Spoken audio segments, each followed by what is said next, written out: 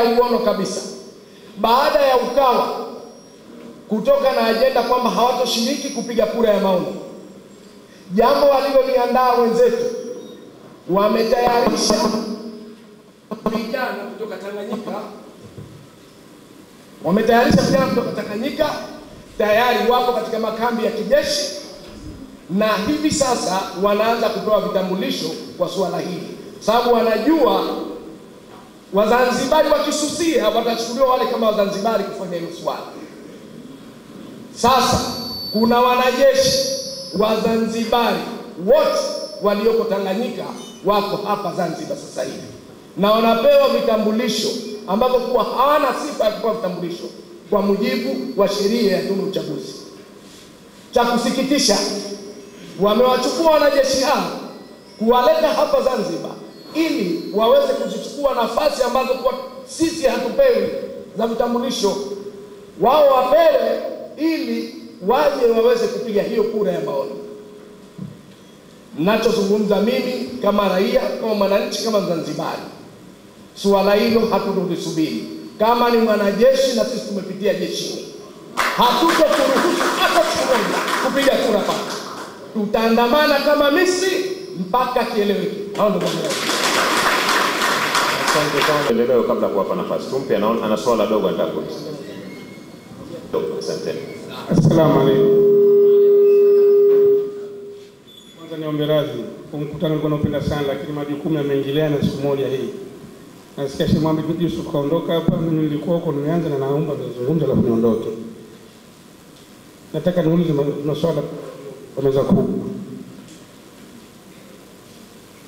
Swali langu hasa linakuja kwamba tupige kura ya maoni au Wazanzibari tusipige. Na hapa naanza kupata mashaka. Maana kama kweli uhalali wa kupitishwa katiba inayopendekezwa ni wa mizengwe na tayari document ipo,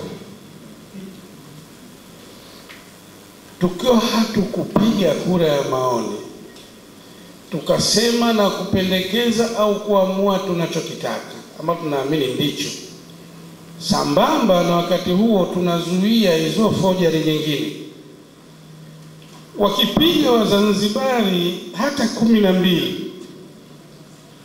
wachilia mashaka ya ndugu yangu Amuri pale kwamba wataletwa majeshi wajiongeze kura.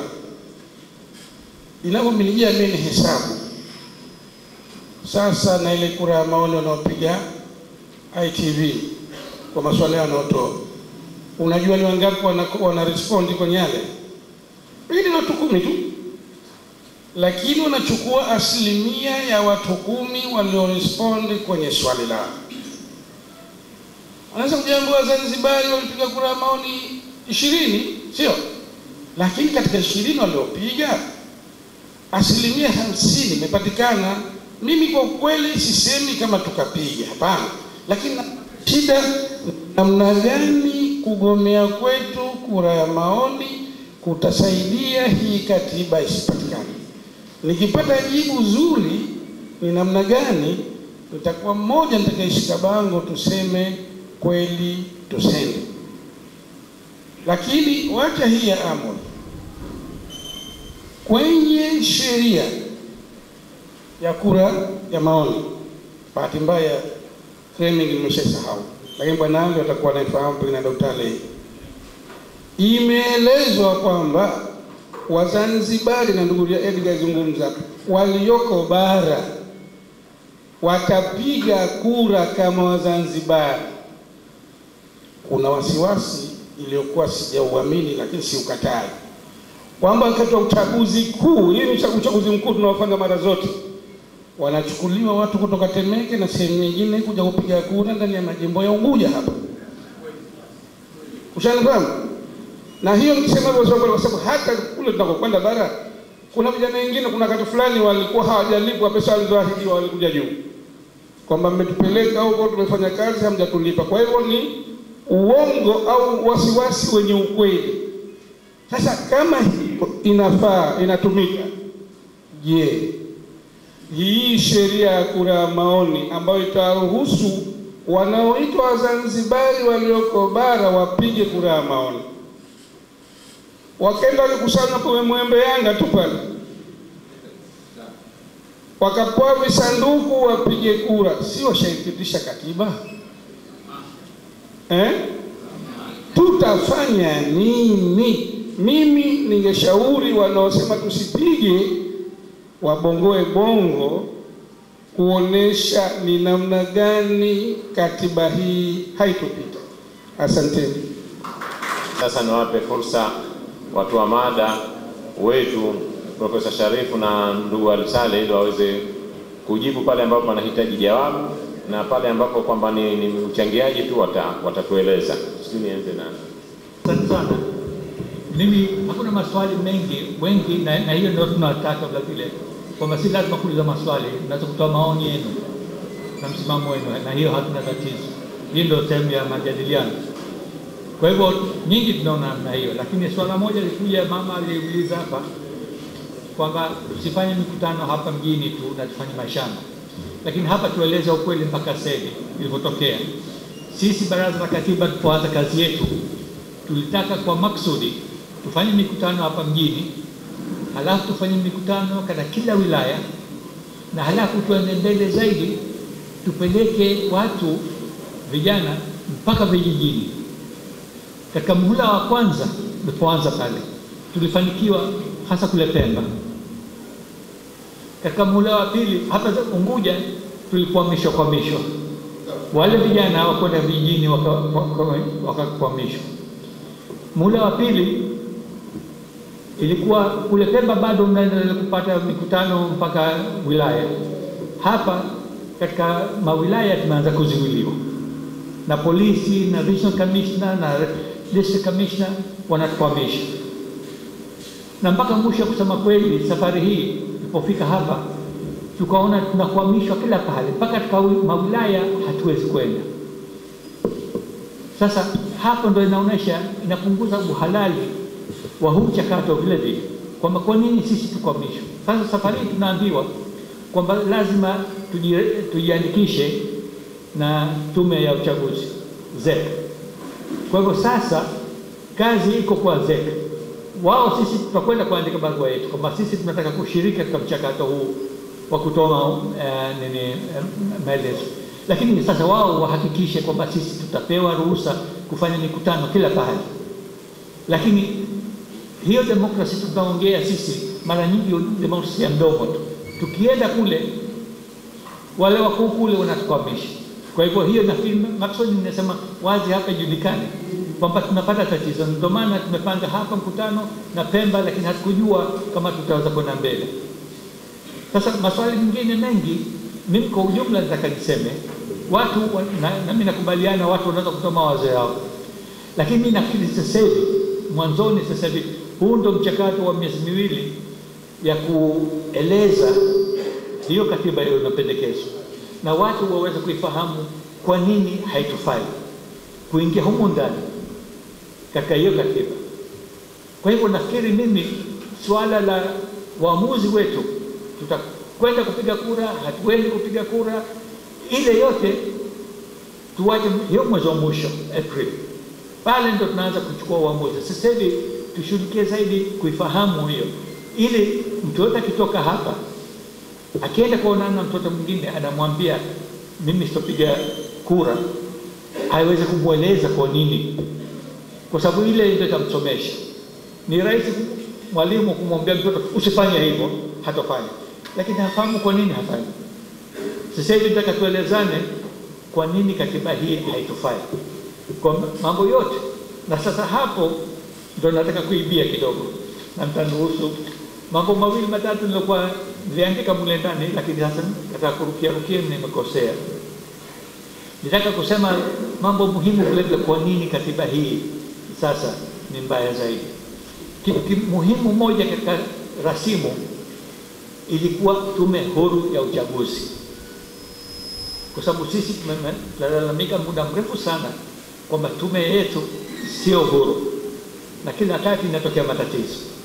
Kwa hivyo tulitaka sana tupate ni tume huru ya uchaguzi, na tume ya uchaguzi, tume ya Warioba walitoa mfumo mzuri kabisa.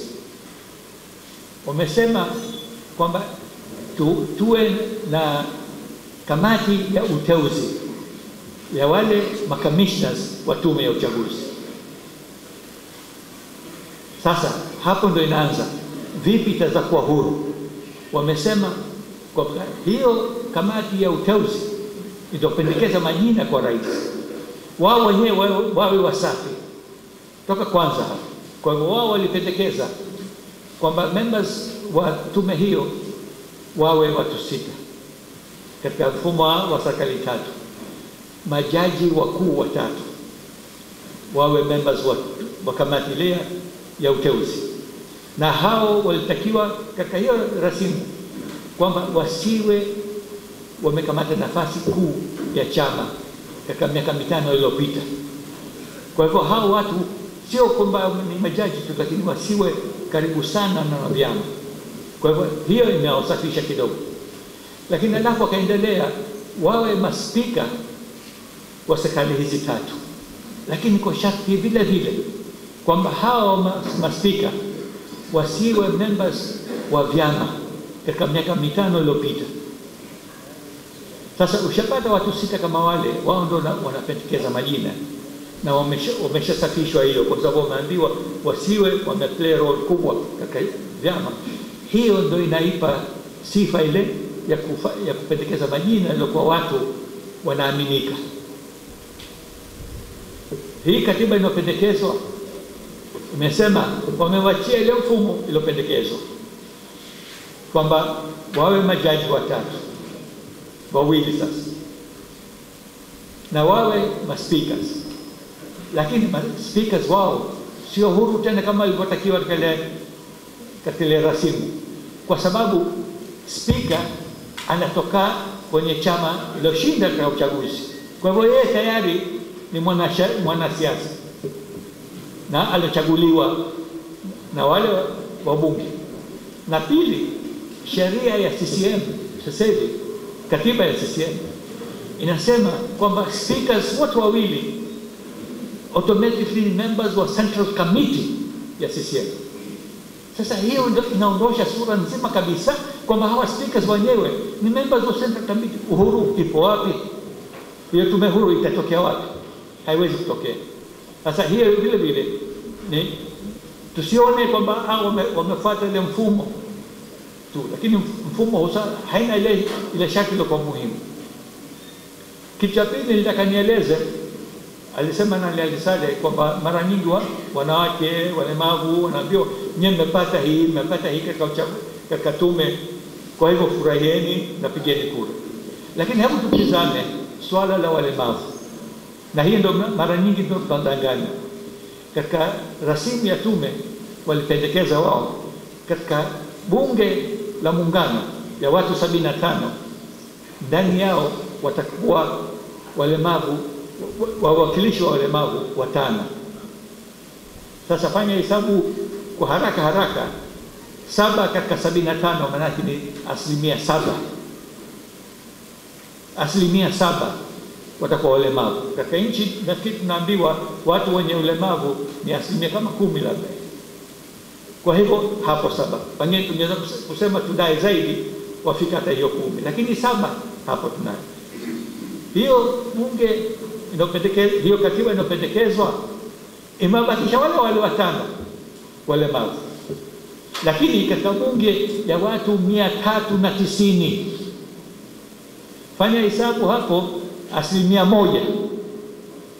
Sasa vipi mlemavu anaweza kusema tumepata hapa kitu kikubwa kizuri zaidi kuliko ile tume? Na mimi nasaidia yule rafiki yangu nilokuwa naye katika ile tume, ile kamati ya kanuni, yule Mpanju, Mheshimiwa Mpanju, yeye msemaji mzuri kabisa, hodari na nini, kasoma sana. Vipi yeye anaweza kuitetea kusema hii 1% walopewa ni bora zaidi kuliko 7%? Lakini hiyo ndio ushabiki au tamaa ya kupata kiti kwenye bunge ijayo. Asante, nafikiri hapa nitawacha. Na Abu tulishiriki katika mchakato wa kituo cha haki za binadamu na sheria cha Dar es Salaam LHRC kutoa katiba. Pemba kafanya, Unguja nilikuwa nazuiliwa kila pahala, mpaka Donge nikataka kupigwa mawe. Donge kaambia kabisa ondoka upesi, watu wanakusanya mawe. Wilaya kote huko nimekwenda, nafanya haraka nakimbia huku na huku. Kwa hivyo serikali haiko wazi kufanya. Lakini sasa kuna tatizo kubwa zaidi ambalo pia nataka nitoe wito kwa sote tuliopo hapa na tuliopo nje. Tumebakisha siku 2. Wenda tutashiriki kupiga kura, hatupigi, lakini kwamba ili uwe mtoa elimu lazima kundi lako lisajiliwe na tume ya uchaguzi. Magazeti yamesema, redio zimesema, na sheria ndio inavyosema. Kwa hivyo natoa wito vyama vya kisiasa, NGOs, ndani ya siku 2 hizi wapeleke maombi ya kwamba wanataka kutoa elimu. Huko mbele kile kiamuliwa maneno ya Abu, kama watu wanapiga kura hawapigi, swali lingine. Lakini fursa ya kujiandikisha muhimu, na sisi kama Bakaza tashawishi wenzangu tukajisajili. Kwa sababu Profesa amesema point muhimu katika muda huu. Kwanza ni kuwapa watu elimu, kwa nini wakatae, na ndio maana ya hii. Haya mengine pige usipige imekuja tu hapa kwa kusema. Na kama nilivyosema humu, hatukusema sisi msimamo wetu uko vipi. Kwa hivyo watu wakajiandikisha. Kama K6 tutajiandikisha watu wa maoni, kama kafu watajiandikisha, kama NGO ya waandishi wa habari, kama NGO ya vijana wakajiandikishe, ili kuwepo na makundi yatakayotoa elimu. Hiyo la kwanza. Lakini la pili ni hili la kupiga au kutokupiga kura. Jamani, hili ni swala ambalo haina haja kusema sana, kwa sababu mambo mwenyewe msemaji Bwana Abu amesema hoja ambazo zinafunga katika hoja yake mwenyewe, na yeye pia amesema, na mimi pia nasema kwamba kura hii iwe isiwe itapita. Kwa sababu kosa moja lilofanyika ni kwamba serikali ishachukua saidi yake. Leo ukiwa waziri katika CCM hutakiwi useme vinginevyo, na ilikuwa level ya waziri waseme kitu kwa sababu wao ni serikali. Ilikuwa rais wetu aseme kitu kwa sababu yeye ni serikali, awaachie watu waamue. Katika hali kama hii Kenya, waziri waligawika, alokwenda banana na alopenda ndizi. Wale sio alokwenda banana alopenda chungwa. Wakaamua kila mmoja akaenda anapotaka, na ndio uhuru ambao ulikuwa uwepo. Ni makosa kumsikia msemaji wa serikali Salva Imamu anasema kwamba zitatengwa milioni kadhaa kwenda kuambia watu wapige kura ndio. Nani kakwambia pesa ume tumike kwa ndio? Bunge limesema pesa ume tumike kwa ndio? Si halali, si haki. Kwa hivyo haya mengine tuyaache, tutaona atakwendaje. Habari ya jeshi kuandamana na kijana kule, hiyo pengine si jukwaa lake kwa hapa. Lakini kama kuna wapiga kura si halali, tuna haki ya kusema. Lakini kama tuandamane kwa kura maoni sugani, si jukwaa lake kwa leo hapa. Pengine vikao vingine vitasema kwamba watu waandamane au wasiandamane. Chengine ni kuhusiana na swala Bwana Rashid alisema lele bwana nini Bwana Bi Hasina kisha Bwana Ibrahim alisema, je, mkataba ulitakiwa haukutakiwa? Mkataba ulidaiwa sana, na ndio maana mwisho ukapelekwa bungeni. Simuona kule, lakini sisi hatukuona, haukuletwa kwetu. Lakini pia sisi wengine katika tume, mimi pastor msomo wangu, mkataba si muhimu tena wakati huu. Whether ulikuwepo haukuwepo, the union is there, tusonge mbele, tutengeze muungano wetu. Fikra yangu mimi, na I was clear katika tume. Lakini wapo wengine walikuwa wanataka kuona, na walikuwa na haki ya kuona, waliudai. Mimi kwangu mimi, hata uwe haupo tena, ukiwepo unanisaidia nini? Watakubali au kusema kama ulikuwa haramu? Hawakubali. Tutasonga mbele, tusonge tunakokwenda mbele. Nyingine nilipata swala na mtu alisema hakutaka jina lake litajwe hapa, alisema tutafanya katika kura ya maoni. Kura ya maoni bado tunasema bado swala ambalo linajadiliwa, whether ataenda kupiga hapigi, maneno mengine tutakwenda huko mbele.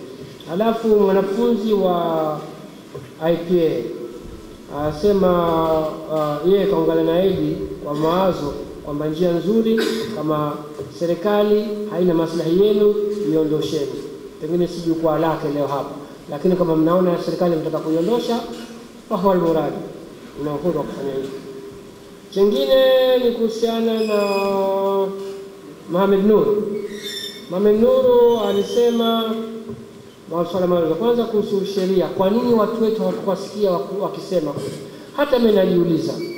Hata juzi nilikwenda katika baraza moja vigogo vya kafu, nikajaribu kuwalaumu, kaambia hata nyie wabunge wenu wana makosa mle ndani. Kwa nini hawakusema sauti? Maana yake, lakini kwa kweli ni bonge la mistake tumefanya. Watu wamekuja kushtukia. Nitakwambieni tusi moja kubwa. Juzi kwa nazungumza na kiongozi mkubwa ndani ya kafu. Anambia niletee hiyo sheria. Kwa maana gani? Hajai kuiona kabisa. Nikampelekea ule uchambuzi nilofanya mimi, wale ambao wananifollow katika Facebook, na nikampelekea sheria yenyewe. Kwa hivyo utashangaa wakati mwingine viongozi wetu hapa ni wote mbili. Utakuwaje wewe umeshiriki katika sheria hii 1113 mwaka 2013, sheria hii inapitishwa pale, na wewe maneno ya Mohamed Nur hata sauti yako hatakusikia kusema kitu. Utakuamini vipi leo useme kwamba sheria unasema mbaya wakati ule hata ukusema kitu? Kwa hivyo hilo ni tatizo ambalo limetukuta. Kingine ni kwamba April 30 nini tufanye? April 30 iko mbali. Cha kufanya moja hapo ni hivi sasa. Kila ukipata elimu ndipo unapokuwa na uwezo wa kufanya maamuzi. Sawa? Utafanya maamuzi utakapoona wewe kwa tayari. Ukiniuliza mimi nitakwambia useme. Kwa sababu naamini matokeo tayari yashakuwa na mimi. Kingine mtu mmoja sio alisema hapa, Bwana Haji nafikiri, kwamba wanasheria wakutana na rais. Kwa mfano kusikesha uamsho wa wengine. Kusema kweli ZLS, chama cha waandishi cha wanasheria Zanzibar, walisema wazi kwamba kitendo kile ni haramu. Rais kashauri watu wake kasema ni haramu. Lakini uhalali jamani na uharamu wa rais, tunatazama rais wetu wa nchi hii ana mamlaka ya kukataa ushauri wanaopewa, jambo ambalo tume ya Warioba iliondosha jambo hilo, kwamba rais asiye na mamlaka ya kukataa ushauri wanaopewa. Iliweka masharti kwamba akikataa basi ifuate kadha. Bunge la Katiba limerudisha tena mamlaka yale ya 77 kwamba rais ana uwezo kukataa kile anachoambiwa. Sasa ukishakuwa na rais ambaye hapokei ushauri, unakwenda kumshauri nini?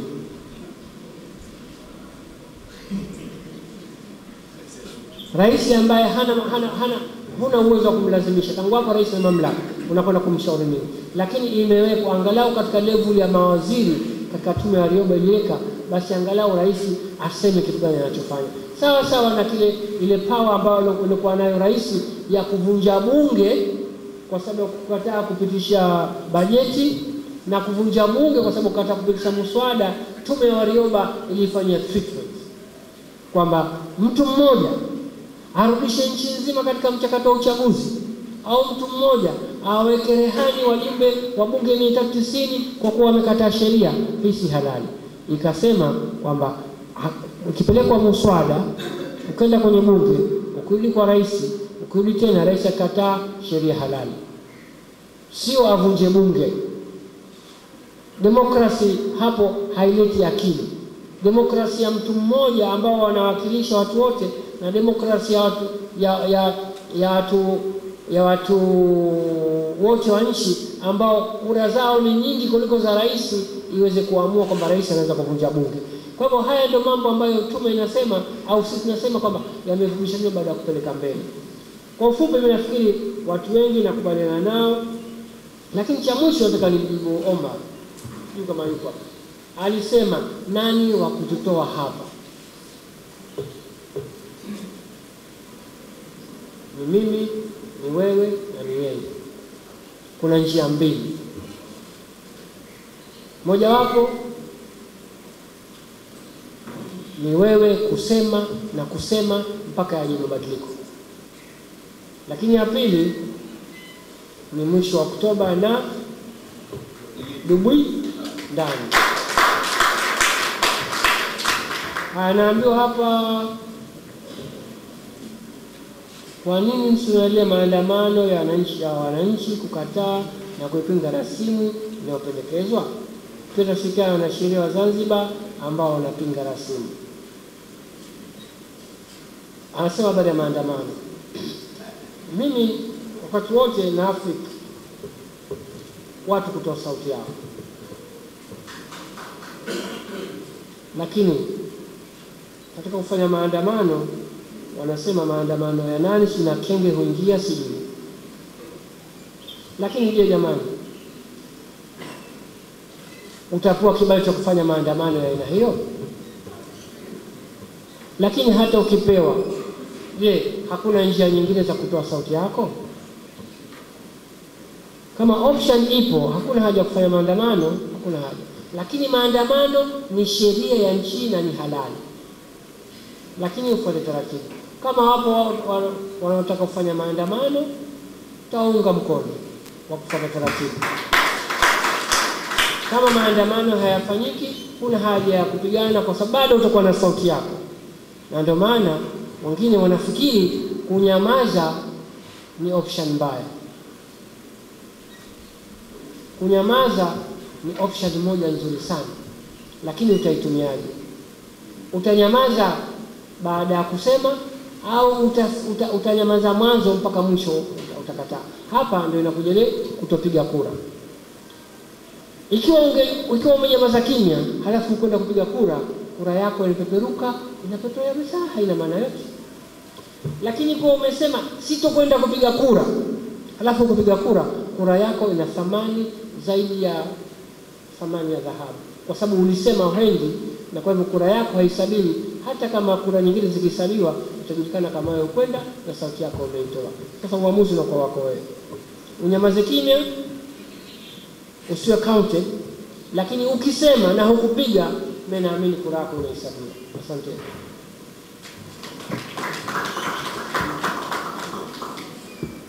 Asante sana ndugu Ali Saleh kwa ufafanuzi mzuri, na muda wetu naona unakimbia kwa kasi.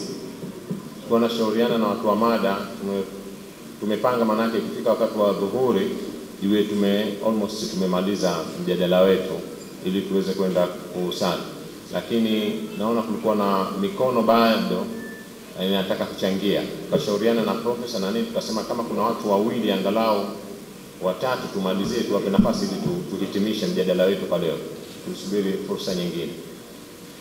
Kule nyuma ndugu Mkombe tumpe, alafu tutampa na mzee hapa Mkombe yule. Asalamu alaykum. Wa alaykum salaam. Mchango wangu ni kwamba kwanza nianze kwa kusema kwamba nimepata mwamko mzuri kabisa kupitia baraza hili, na nitokea juzi yaani muonekano unapoonekana ni kwamba katika bunge la katiba lile kivyama kwamba CCM walikuwa wa kusema ndio na kafu wa kusema hapana au walikataa kabisa. Lakini gazeti ambalo juzi siku ya Ijumaa na maelezo ya leo ya Profesa Sharifu yanaonyesha kwamba walikuwa ni watu ambao wa kusema hapana, lakini hawakupewa nafasi hiyo kwa walilazimishwa kwamba waseme ndio. Kwa hiyo nimepata mwamko mzuri tu kwamba nini kiliendelea. Alafu jingine ni kwamba katika siku za mwanzo zile za maandalizi ya rasimu, Profesa Sidi aliwahi kutoa elimu kwa kupitia ITV, na moja katika aliyosema ni kwamba mchakato huu ukienda kama ulivyo, na Wazanzibari wakishiriki katika mchakato huu wa katiba mpya, basi wajue kwamba katiba ya Zanzibar itakuwa haipo tena, kwa sababu ridhaa ya Wazanzibari itakuwa imepatikana katika kutengeneza katiba mpya. Kwa hiyo hilo, na yule mtu si mdogo, mtu mzito, anaona mbali. Kwa hiyo hilo tulizingatie. Tunaweza tukapiga kelele hapa, katiba yetu hivi, lakini tushazungumza kasoro chungu nzima ambazo zimo ndani ya hii katiba yapendekezwa. Kwa si hasha tukaja tukalisikia hilo kwamba kwa mujibu wa katiba hii Wazanzibari safari hii wameshirikishwa. Kwa hiyo katiba ya Zanzibar haitokuwa na ulazima tena. Kwa hiyo hilo tulifikirie, labda wanasheria na wengine. Alafu chengine ni kwamba kufutwa kwa hii katiba ya Zanzibar ndipo itakuwa itafutwa. Je, serikali ya Zanzibar itakuwepo? Labda swali hilo niulize. Lakini kubwa zaidi kwa upande wetu wa kiimani, sisi Waislamu tunaona jinsi mahakama ya kadhi inapopigwa dane toka ndani ya bunge mpaka nje ya bunge. Sasa ndipo katiba hii ikipitwa, na wasiwasi sana Waislamu wa Zanzibar, mahakama yetu ya kadhi ili tuliokuwa nayo kwanza sasa hivi ishafichwa ndani ya Wizara ya Sheria na Katiba, haiko huru. Kwa hiyo kuna wasiwasi nayo pia hii kuja kufikiriwa vingine, na hatima yake hata Waislamu wenyewe na sisi nao yasije yakatupata kama yanavyowapata wenzetu wa Kenya.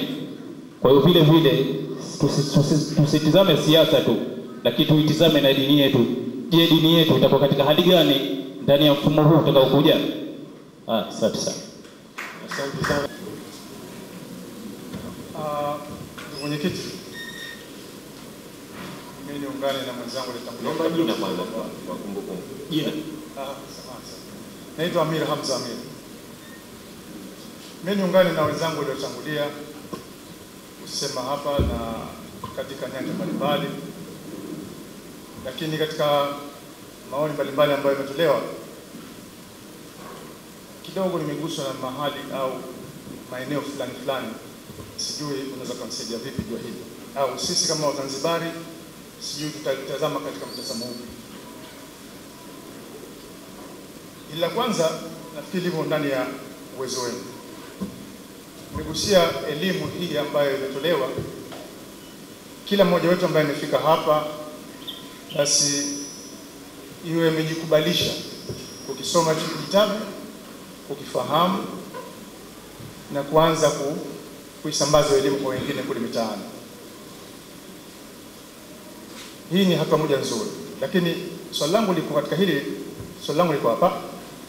Nimejaribu kupekua humu, nilihisi ili kwa kufika wigo mpana zaidi sikuona katika mambo ya kimtandao kama website au kuna document yote katika kama ni soft copy katika website, watu ambao hakupata bahati ya kuja leo hapa au hakupata bahati kupata kitabu hichi, pengine tunaweza tukawaandikia na wakavisit hiyo website, wakafungua hizo documents na wao wakajisomea hiyo elimu, ikawa na upana mkubwa zaidi, kwa sababu muda tulikuwa ni mchache. Hilo eneo la kwanza. Eneo la pili, hapa ilizungumzwa mwelekeo wa huko kwenye uchaguzi mkuu. Kumbukumbu zangu kama ndizo sahihi, kama nimekosea basi nitaomba mnisaidie au mnirekebishe. Uchaguzi uliopita Mheshimiwa Amanda Abeid Karume alitoa fursa pana sana kwa wananchi kupiga kura katika maeneo mbalimbali. Sasa ukilinganisha na chaguzi uliopita kabla ya yeye, hawa ndugu zetu wa ulinzi na usalama, kwa mfano jeshi, polisi, JKU na kadhalika, huko nyuma kura zao walikuwa kusikia ndani ya kambi zao. Uchaguzi huu uliopita watu wote hawa walipiga kura katika vituo vya kupiga kura nje ya kambi. Sasa safari hii kama inavyozungumzwa hapa, wameletwa majeshi kama ndivyo hivyo, au wameletwa mamluki kwa lugha nyingine, na hawa wanasema kwamba hawa majeshi au kambi za kijeshi hawatopiga kura uraiani, watapiga kura kule katika kambi zao. Je, swali langu liko hapa. Hatuoni kwamba kulifumbia macho hili bila sisi kunyanyua sauti zetu ikawa kwamba serikali ilazimike kwamba isitoe fursa kwa kambi hizi za kijeshi kutumika watu kwenda kupiga kura, au wale maaskari kupiga kura katika vituo vyao, waje uraiani kama ilivyokuwa waliofanya katika uchaguzi uliopita, kwa sababu wakiendelea kupiga kura kule katika vituo vyao ndimo wanapopenyezwa watu makundi kwa makundi, ili mradi ushindi upandikane wa kishindo. Hilo sisi tunaliangalia vipi? Nafikiri haya maeneo mawili ndio ilikuwa concern yangu kubwa. Asante sana. Asante sana Mheshimiwa Mwenyekiti, na maneno matatu nitakayo kuyazungumza. Jina mzee wangu. Jina Ali Hamadi Ali. Neno la kwanza ni kwamba muungano sawa na ndoa. Unapokwenda kuoa unatizama maslahi ya unayemuoa na yule anatizama maslahi ya mume anaye. Sasa leo sisi wa Zanzibar kwa yakini hasa tunaona kila jambo linakumbizwa bara, kila jambo linachukuliwa bara, kila jambo letu sisi hatuna lolote tunalobakisha ni huyo rais jina tu, na tunabakiwa na Baraza la Mapinduzi. Hilo ndilo kidogo napigana vita kwa mambo haya. Mheshimiwa, mimi na imani ya nchi yangu na masilahi, kwa sababu mimi nishakuisha, lakini nina vizazi hivi leo wanasoma, wanamaliza wengine vyuo vikuu, lakini kazi hawapati. Anatoka Tanganyika huko anakuja kukamata sukani hapa. Mheshimiwa, tuna hofu nini? Baraza la Mapinduzi lina hofu nini kusema muungano sawa na koti likikubana vua? Kwa hivyo bahati nzuri naye memba Baraza la Mapinduzi hapa Bwana Hassan Nasoro Moyo, natumai atakwenda lifanyia kazi swala ile. Asante. Asante. Tumalize, tukubali kwamba pia lazima tuende na wakati, sala ya dhuhuri imekaribia. Kwa hivyo tumpe mchangiaji wa mwisho aweze kuchangia na tuwape fursa watu wa mada waweze kurespond. Asante. Mheshimiwa, mimi naomba jina. Kwa jina naitwa Nahoda Hamis Haji. Anaomba kusoma ibara ya 34 ya Katiba ya Jamhuri ya Muungano na ibara 102. Ibara ya 34 inasema tutakuwa na serikali ya Jamhuri ya Muungano ambayo itakuwa na mamlaka juu ya mambo yote ya muungano katika Jamhuri ya Muungano na pia juu ya mambo yote mengine yote yahusio Tanzania bara. Ibara ya 102 inasema kutakuwa na serikali ya Zanzibar itakayojulikana kama Serikali ya Mapinduzi ya Zanzibar, ambayo itakuwa na mamlaka kamili, itakuwa na mamlaka katika Zanzibar juu ya mambo yote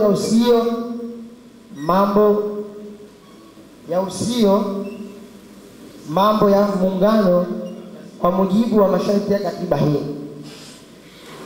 Sasa hoja yangu kwa hapa kwa hawa CCM wa Zanzibar, kwa wale ambao hawana ufahamu, tunaambiwa wamependekeza rasimu ya serikali mbili, lakini hii katiba ambayo wanayo hivi sasa ishaeleza kwa huru na serikali tatu, kwa sababu serikali ya Jamhuri ya Muungano itatekeleza majukumu yake kwa yale mambo yote yaliyokuwa ya Jamhuri ya Muungano na mambo yote yaliyokuwa kwa upande wa Tanganyika. Lakini pia tunaomba wanasheria ili kulitumia neno Tanzania bara. Sasa wale ndugu zetu wa Tanganyika wanafahamu kwa wao hakuna neno Tanganyika, na kuendelea kutumika neno Tanzania bara nalo litakuwa ni tatizo kwa vizazi vya Tanganyika. kwa sababu huu ni muungano wa nchi mbili baina ya Tanganyika na Zanzibar, yaendelee kutumika maneno, serikali ya Jamhuri ya Muungano itafanya kazi kwa mambo yale yaliyokuwa si ya muungano kwa upande wa Tanganyika. Sasa nimalizie kwa hizi wizara ambazo zinaitwa wizara zisizokuwa za Jamhuri ya Muungano. Sasa naomba nipatiwe jibu.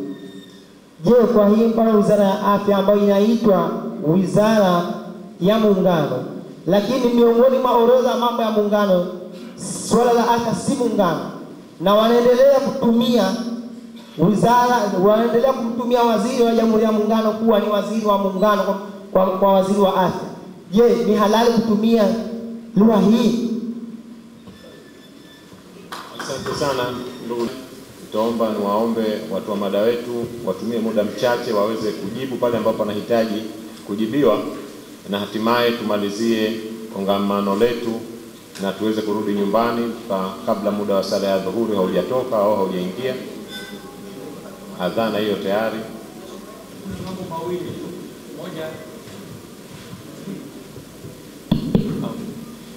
Moja, nashukuru ndugu Amir ni mapendekezo yake. Kwa bahati mbaya hatuna website yetu, lakini sisi tuko tayari kuwapelekea hiyo kitabu kizima kwa internet, na kama nilivyosema, tukipeleka sisi, mtoto wenyewe mnaweza kuwapelekea, na mtoto akitaka kuchapisha kitabu hili anaweza kuchapisha bila kuomba ruhusa yetu, ila tu wasibadilishe kitu, wachapishe kama ilivyo, sio wachague wanataka au hivi. Hatutaki chochote kwao, wachapishe, kwa sababu tunataka watu wengi waweze kupata. Lakini tutajaribu kupata njia kama tunaweza kupata website nyingine ya kuweza kuweka ili ni mbali zaidi, lakini sisi tunaweza kuwapelekea wale watu tunapata address yao.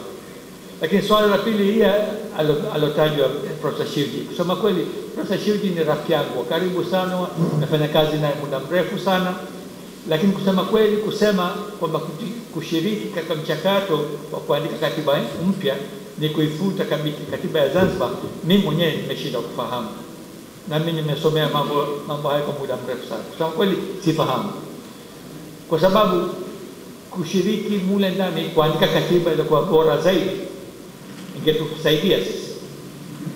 Namna ikiharibika sasa, ikiharibika kwa sababu wenzetu hapa wametuvurugia, au hivi tungeweza kupata katiba ilikuwa nzuri zaidi, na serikali ya Zanzibar na katiba ya Zanzibar haifutiki. Nani ana uwezo wa kuifuta? Hawezi.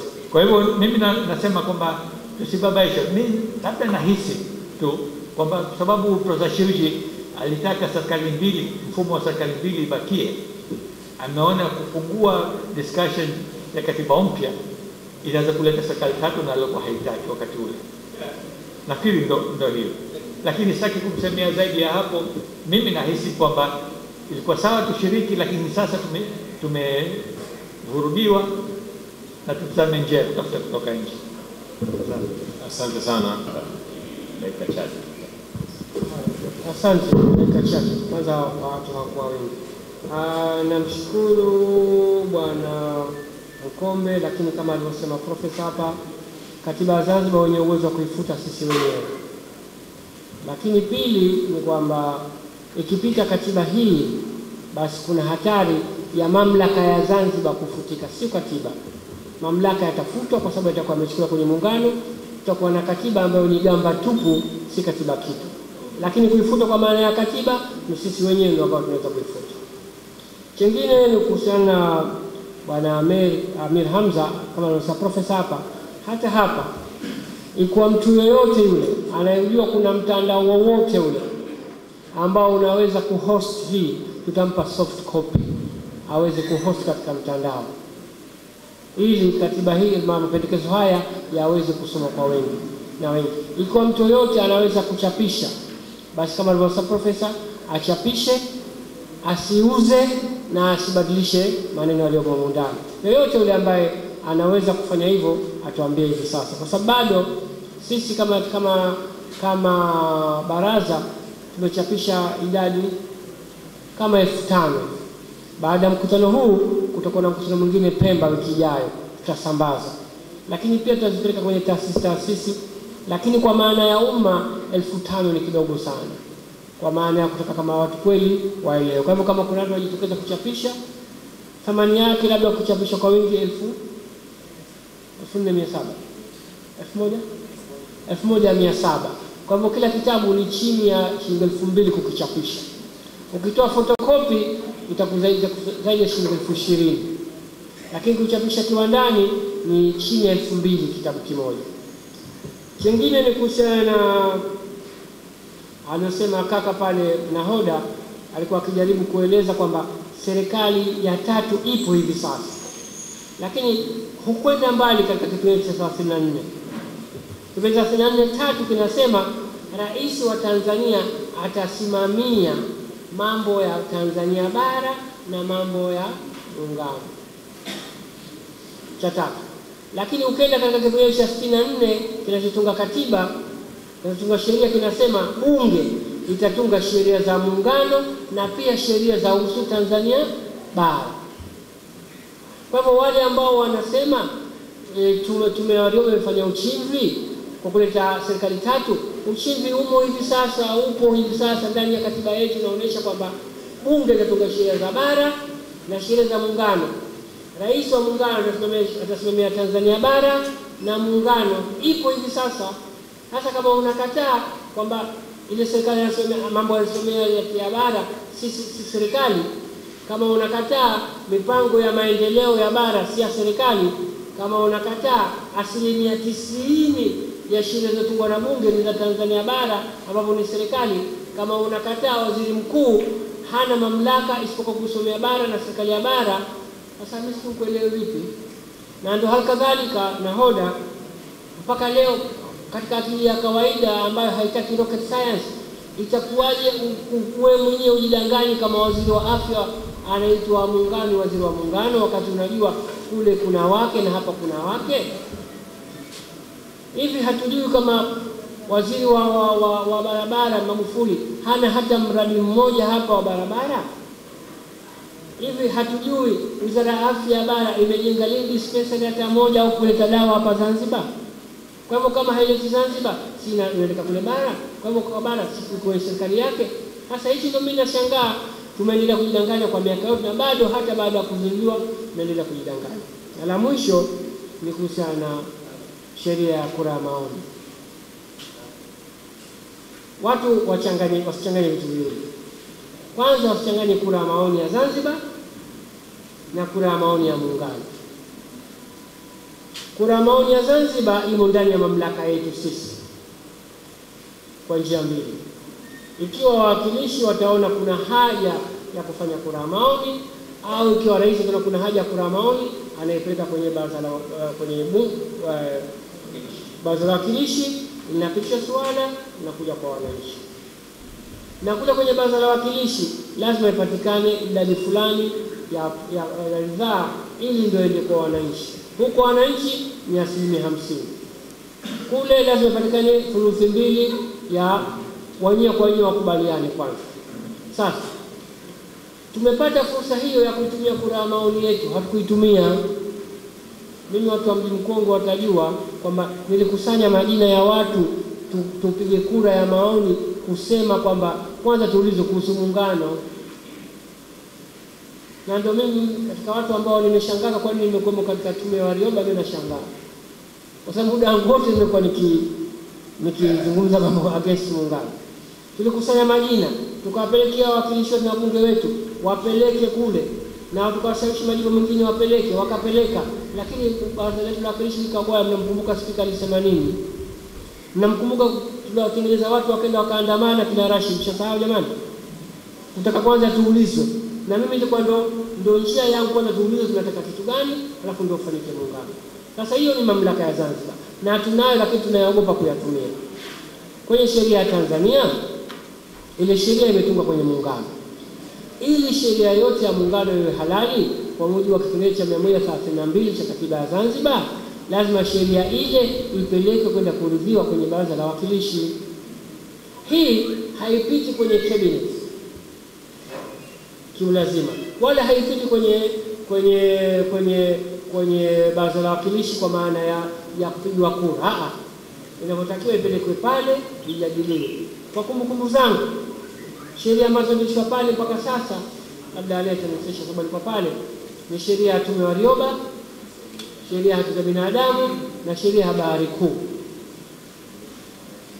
Kwa maana nyingine, sheria zote za Tanzania ambazo zilipita kule ni batil, haram, mutlaq kwa mujibu wa katiba zao, lakini zinaendelea kutumika hivi sasa. Kwa hivyo sheria hii ya kura ya maoni kabla haijafanya kazi hivi sasa ilitakiwa isitumike kwanza. Kwa hivyo kwa maana nyingine, hatua hizo zinazofanya zote ni haramu. Ndio juzi baada ya warsha iliyofanywa hapa katika kituo cha utafiti hapa, spika akasema ni kweli haijapelekwa kwenye bunge, sasa kwenye baraza lake. Sasa nani ana makosa? Ni waziri wa sheria, ni spika, ni makamo wa rais ambaye pia ndio mtu wa shule. Kwa maana mimi naona hii si bahati mbaya kupelekwa pale. Kwa hivyo mtu yoyote ambaye anataka kuchallenge sheria hii mpaka sasa hivi ana uwezo mzuri wa kuchallenge. Lakini kuna mtu aliuliza, je, hakuna penye nyingine ambayo inaweza sheria hii ikatumika na matokeo yakawa halali? Katika nchi inayofuata sheria hakuna, kwamba lazima kipengele kile iletwe katika baraza la wawakilishi. Mimi nashangaa kwamba hata katika hati ya dharura haikuweza kupelekwa pale juzi. Sasa mimi najiuliza, je, wakubwa hawaitaki? Kama walikuwa hawaitaki, sio walikuwa nao fursa ya kukataa mchakato mzima huko nyuma? Je, inataka kutumika kwa maslahi ya kisiasa hivi sasa? Mimi sijui. Lakini kisheria ile, kwa mfano kama hivi sasa mtu kama anataka kuchallenge kwa nini ziandikishwe NGO za kutaka kufanya elimu ya uraia, uko mbele sheria inasema ikifika na mjue kwamba hata kujiandikisha wewe kupiga kampeni ya ndio au hapana lazima ujiandikishe. Uko mbele sheria inasema ili usimame kwenye jukwaa au kama hapa niwaambie watu msipige kura, mtatakuwa nimejiandikisha na kundi langu linajulikana, na useme utapiga kipengele gani, na useme pesa umepata wapi, sawa, na useme mambo mengi yamewekwa masharti yake. Kwa hivyo sheria ile bado haijaelezwa kwa umma. Watu wengi wameka mdomo wazi hapa kwamba sifikiri utapata jukwani, hata chama cha kisiasa itabidi kiandikishe, kiseme kwamba nataka kupiga kura na nitapiga kipengele gani au